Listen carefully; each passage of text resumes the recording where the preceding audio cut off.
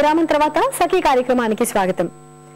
సఖలు, భారతీయుల భోజన పద్ధతులు చాలా విశిష్టంగా ఉంటాయి. భోజనం చేయటాన్ని మనం ఒక పవిత్ర కార్యంగా భావిస్తాం.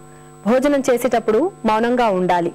ఒక ముద్దను అగ్నిదేవునికి, మరొక ముద్దను ఎగిరే పక్షులకు, మరొక ముద్దను మన చావడిలో ఉండే ఆవులకు, కుక్కలకు, సర్పాలకు, పురుగులకు కేటాయించాలి. అలాగే కూర్చుని శ్రద్ధగా భోజనం చేయాలి. అతిథులకు, ఇంట్లోని గర్భిణీ స్త్రీలకు, పిల్లలకు, వృద్ధులకు ఆహారాన్ని తీసి ఉంచిన తర్వాతే మిగిలిన దాన్ని ఇంటి యజమాని తినాలి. పళ్ళు, అపక్వ ఆహారం తినటం కూడా మనం చేస్తాం. మన ఇళ్లలో శుభకార్యాలకు, కర్మలకు అందరినీ పిలిచి తప్పకుండా భోజనాలు పెడతాం.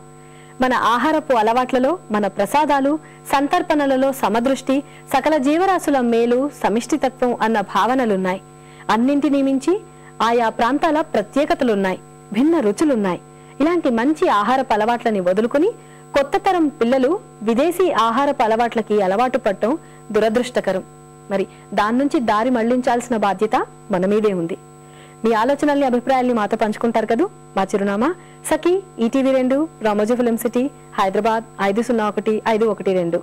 మా ఇమెయిల్ ఐడి saki@etv.co.in. మా ఫోన్ నంబర్ 04023556540. మళ్ళీ రేపటి సఖీ కార్యక్రమంలో కలుసుకుందాం. అంతవరకు సెలవా మరి. నమస్కారం.